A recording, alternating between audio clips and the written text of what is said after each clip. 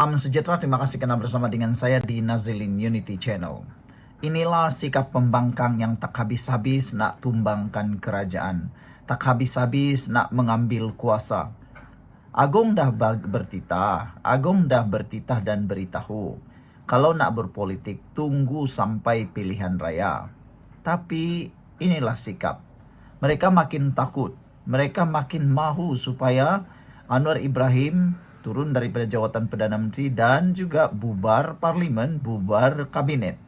Tapi tak apalah, itulah hak mereka. Tapi yang kita sungguh-sungguh tunggu ialah usul undi tak percaya pada Anwar bergantung keputusan speaker, kata Hamzah Zainuddin. Yang ini betul kita tunggu. Kita nak tengok siapa yang kena malu. Adakah Anwar yang akan malu ataupun Perikatan Nasional yang akan malu? Berapa ramai yang akan menyokong Perikatan Nasional dalam undi tidak percaya? Tapi selepas ini, janjilah. Selepas ini kalau Anda masih kalah dalam undi tidak percaya itu, jangan lagi cuba-cuba nak mahu buat undi tak percaya. Nanti malu bertimpa-timpa, lebih memalukan. Usul undi tidak percaya pada Anwar bergantung pada speaker, kata Hamzah Zainuddin.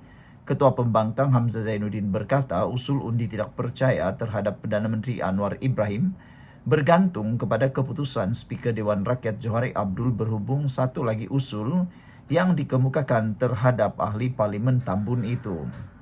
Bercakap kepada pemberita di Parlimen, Hamzah menyentuh usul yang dikemukakan oleh Ketua WIP Perikatan Nasional Taqiyuddin Hasan pada 24 Julai lalu bagi merujuk Anwar ke jawatan kuasa hak dan kebebasan parlimen berhubung kenyataannya mengenai Dr. Mahathir Mohamad dan isu Pulau Batu Putih. Bila kita nak buat sesuatu, kita dah ada step dia. Pertama, kita dah buat untuk bawa YB Adun Tambun ke jawatan kuasa hak dan kebebasan. Kita nak tengok apa speaker punya respon. Lepas tu baru kita bawa satu lagi. Tak boleh kita melangkaui ini sebab kita nak buat itu dulu tambahnya lagi. Saudara-saudara sekalian, rupa-rupanya bukannya mereka sungguh-sungguh pun nak bawa usul dipercaya. Mereka putar sini, putar sana, barulah kononnya nak buat. Okeylah. Sebelum itu saya kenalkan dulu kepada anda semua, ini terapi imun Transofector for Life, terapi imun yang meningkatkan daya imun badan kita sehingga 400%. Secara umum dan ringkasnya, kita tidak sembuh daripada penyakit karena imun badan kita yang lemah dan bodoh. Apabila imun badan kita lemah, kita mudah kena penyakit. Apabila imun badan kita jadi bodoh, kita sukar sembuh daripada penyakit. Apabila imun badan kita terlalu lemah, kita juga kena penyakit-penyakit yang teruk. Tapi dengan imun badan kita yang kuat, dipertahankan dan diajar dan dididik menjadi kuat dan bijaksana, kita sembuh daripada semua jenis penyakit. Dapatkan produk hebat ini melalui nombor telefon saya yang tertera. Dan ingat, ini produk yang diluluskan KKM, halal dan juga diperakui oleh dokter-dokter di seluruh dunia dan di Malaysia juga. Saudara-saudara sekalian, apa yang sebenarnya dinyatakan oleh Hamzah Zainuddin ialah rupa-rupanya belum pun membuat usul tidak percaya. Beliau hanya putar sini putar sana. Dia kata kalau Anwar Ibrahim boleh dibawa ke jawatan kuasa hak, itu barulah mereka mahu buat usul. Lebih kurang macam itulah yang saya faham. Bulan lalu Perdana Menteri Anwar Ibrahim sehari selepas pemilihan turun Anwar dihadiri lebih 25,000 peserta konon mencabar Hamzah supaya membawa usul tidak percaya di Dewan Rakyat. Cabaran itu dibuat sebagai respon kepada ucapan Hamzah dalam perhimpunan tersebut yang dilapor berkata, tak apa, tunggulah kita akan lakukan nanti. Takkan kita nak sebut bila akan hantar usul berkenan, kata beliau. Terdahulu, Johari dalam Dewan Rakyat hari ini mempengerusikan sesi perbahasan rancangan Malaysia ke-13 di mana dia menerima pertanyaan mengenai beberapa usul yang belum diputuskannya. Antaranya Taqiyuddin yang bertanya usul yang dikemukakan terhadap Anwar pada 24 Julai lalu yang kemudian dijawab Johari bahawa perkara itu masih dalam siasatan. Memandangkan ahli Parlimen Kota Melaka bangkitkan usul, saya pun ada usul, Tan Sri Johari. Dah terima 24 Julai usul saya untuk hadapkan Tambun ke jawatan kuasa hak dan kebebasan berhubung statement berkaitan RCI Batu Putih, kata ahli Parlimen Kota Baru itu.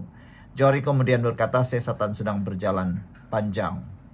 Menjawab pertanyaan ahli parlimen Hulu Terengganu bilakah perkara itu akan diketahui, Johari sambil tersenyum berkata, jangan persoalkan keikhlasan saya. Dalam usulnya, Taqiyuddin merujuk kenyataan Anwar dalam Dewan Rakyat pada 22 Julai bahwa Kabinet memutuskan untuk tidak mengambil tindakan undang-undang terhadap Mahathir berhubung isu batu putih karena faktor usia, walaupun mengakui bekas Perdana Menteri itu bersalah. Taqiyuddin mendakwa kenyataan Anwar itu mengelirukan Dewan kerana kuasa untuk memulakan dan menggugurkan pertuduhan terhadap individu terletak pada peguam negara dan bukan Perdana Menteri. Wow. Jadi sejauh mana Perikatan Nasional berani membawa usul tidak percaya, kita tengoklah nanti. Bye-bye. Salam sejahtera, terima kasih karena bersama dengan saya di Nazilin Unity Channel. Sebenarnya, kemasukan Kirtoyo di dalam Parti Bersatu lebih membawa manfaat buruk kepada Parti Bersatu berbanding manfaat positif. Siapa Kirtoyo sebenarnya? Oke lah. Sebelum kita teruskan ulasan kali ini, saya dapat satu message daripada seorang rakan. Dia kata, apa jadi dengan Parti Bersatu selepas Kirtoyo, bekas Menteri Besar Selangor, masuk Parti Bersatu? Mereka kata, walaun penyokong-penyokong Perikatan Nasional kata, habislah Pakatan Harapan Kerajaan Perpaduan Madani, kata mereka, apabila Kirtoyo menyertai Parti Bersatu. Tapi aku kata dengan mereka, kita ketawa dululah. Aku kepada mereka, saya kata kepada mereka, dari mana kamu tahu Parti Bersatu akan jadi lebih kuat? Sebab kalau ditelusuri sejarah siapa Kirtoyo, kamu akan tahu betapa teruknya kehadiran Kirtoyo itu dalam Parti Bersatu. Dalam pengakuan Kirtoyo, kenapa dia menyertai Parti Bersatu, dia kata Parti Bersatu lebih boleh dipercayai berbanding parti PKR maupun parti yang ada dalam Pakatan Harapan. Dia kata Parti Bersatu lebih jujur, Muhyiddin Yassin pemimpin yang lebih jujur. Oke lah, itu alasan kaulah, kata netizen, itu alasan Kirtoyo. Selain itu, Kirtoyo juga menyatakan bahwa dia menyertai parti ataupun dia menyertai Perikatan Nasional Parti Bersatu kerana dia kata sampai bila pun UMNO akan jadi suplemen, hanya sekadar suplemen kepada Pakatan Harapan. Sebenarnya saya hurai kepada Anda, apa yang Kirtoyo cakap itu semuanya salah. Apa yang dia cakap itu tak betul. Dia kata UMNO itu seperti satu suplemen saja kepada Pakatan Harapan dan tidak akan dominan. Itu pun tak betul. Oke, saya buktikan. Tapi sebelum itu saya nak minta tolong daripada kamu Anda semua. Tolong tinggalkan komen Anda dengan tanda pagar. Jangan tipu-tipu. Oke, jangan tipu-tipu kan. Kali ini kita cerita jangan tipu-tipu. Oke, tapi sebelum itu saya kongsi dulu dengan Anda semua. Ini terapi imun Transovictor for Life. Terapi imun yang meningkatkan daya imun badan kita sehingga 400%. Secara umum dan ringkasnya, kita kena penyakit karena daya imun badan kita yang bodoh. Apabila imun badan kita jadi bodoh, apabila imun badan kita jadi lemah, kita tidak dapat melawan penyakit dari dalam tubuh badan kita. Penyakit bersembunyi dalam tubuh badan kita, sedar-sedar saja kita sudah kena kanser, kita sudah kena gout, kita sudah kena macam-macam penyakit. Tapi dengan imun badan yang kuat, dia akan mengenal mana satu kawan, mana satu musuh di dalam tubuh badan kita. Lalu imun badan itulah yang menyerang akar penyakit dalam tubuh badan kita, lalu membuatkan kita sehat dan kuat. Dapatkan produk yang hebat ini melalui nomor telepon saya yang tertera ini. Dan ingat, WhatsApp di nomor saya, jangan di dalam melalui YouTube ini. Saudara, ini adalah lulus KKM, diperakui oleh dokter-dokter di seluruh dunia dan seluruh Malaysia, juga halal. Dapatkannya sekarang, jangan tangguh-tangguh. Baik, kita nak cerita. Kata Kirtoyo, kalau UMNO terus bersama dengan Pakatan Harapan, dia tidak akan dominan. Itu adalah perkataan separuh benar. Memanglah UMNO sekarang, kita harus tahu UMNO ini dalam proses pemulihan. Di mana-mana UMNO pergi pun dia tidak akan dominan. Dunia politik sekarang tidak akan ada lagi dominan, terutamanya UMNO. Lihat sajalah UMNO punya bilangan kerusi berapa saja. Kata Kirtoyo, nanti pilihan raya PKR akan lebih banyak kerusi berbanding UMNO. Itu macam mana dia tahu? Dia pun tak tahu sebab belum ada rundingan. Itu yang pertama. Yang kedua, coba pikir balik. Kalau UMNO menyertai Perikatan Nasional, Kirtoyo coba beri jaminan berapa kerusi UMNO akan dapat. Berapa kursi PAS akan beri kepada UMNO, berapa kursi Bersatu akan beri kepada UMNO. Lagi teruk Kirtoyo. Lagi teruk, betul. Sebab Parti Bersatu dan Parti PAS mempunyai kursi yang sudah mereka mahu. Mereka ini, Parti Bersatu dan PAS ini adalah mempunyai sejarah yang tidak jujur di dalam rundingan.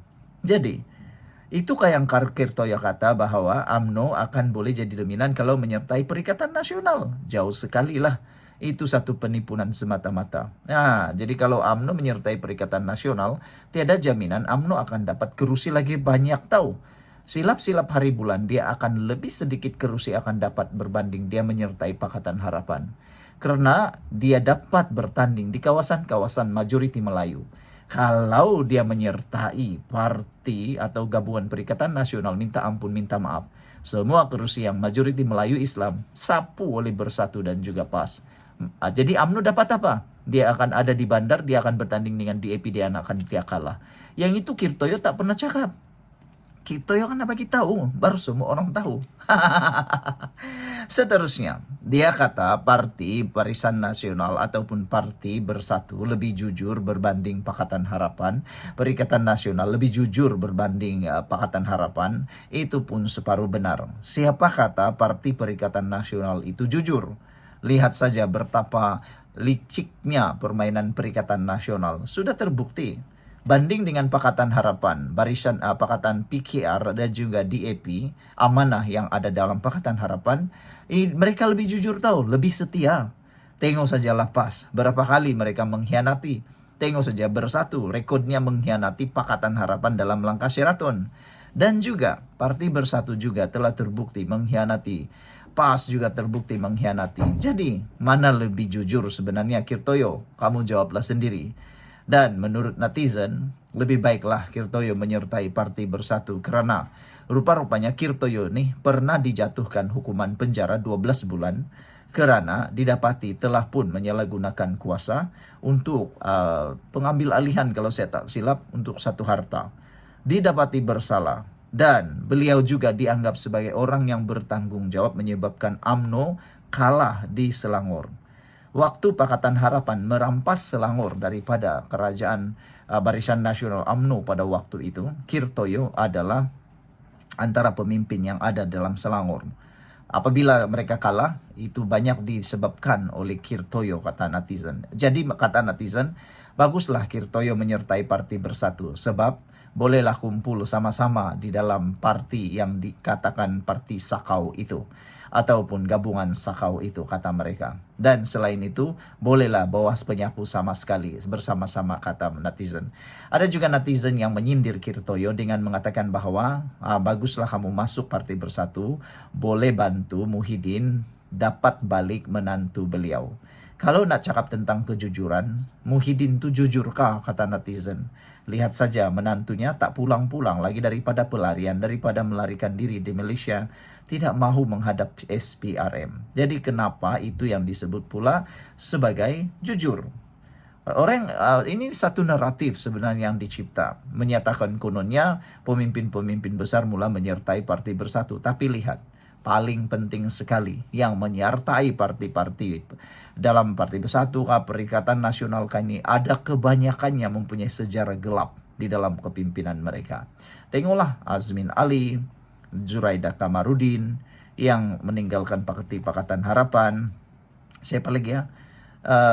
Termasuklah Muhyiddin Yassin. Kebanyakan yang ada dalam Parti Perikatan Nasional itu semuanya adalah orang-orang yang dibuang daripada parti mereka sendiri. Yang tidak setia pun ada, pengkhianat pun ada. Kali ini Kirtoyo pula yang pernah dipenjara 12 bulan karena kesalahan menyakau. Jadi ngamlah, kata netizen, sesuailah dia pergi bersama dengan Parti Bersatu. Ada juga yang kata harap-harapnya Parti Bersatu ataupun Perikatan Nasional tidaklah akan terpalit pula kehadiran Kirtoyo membawa lebih kekalahan, karena nanti manalah tahu dia membawa aura kekalahan seperti mana dia kalah dalam pilihan raya di Selangor dulu. Jadi sudah menjawab. Kemunculan Kirtoyo di dalam Parti Bersatu tidak membawa apa-apa makna pun. mungkin akan membawa musibah kepada Parti Bersatu adalah. Sekian dulu untuk kali ini. Jangan lupa tinggalkan komen Anda. Bye-bye.